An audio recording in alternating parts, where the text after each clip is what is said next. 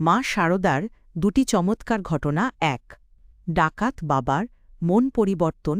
একবার রাতে বনপথ দিয়ে একলা যাওয়ার সময় মা শারদা এক ডাকাত দম্পতির মুখে পড়েন।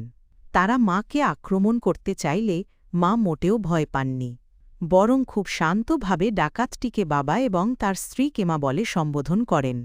মায়ের সেই পবিত্র মাতৃস্নেহ ও সরলতায় ডাকাত দম্পতির মন মুহূর্তের মধ্যে বদলে যায়।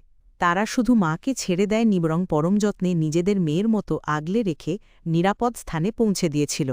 ২ ভক্তের দর্শনে দেবীরূপ মায়ের সেবক রাসবিহারী মহারাজ একবার মনে মনে ভাবছিলেন, মা তো সাধারণ মানুষের মতো রান্না করেন, ঘর ঝাড়ু দেন, তার মধ্যে কি সত্যিই কোনো ঐশ্বরিক শক্তি আছে? মা তার মনের কথা বুঝতে পেরে একবার শান্তভাবে তার দিকে তাকালেন।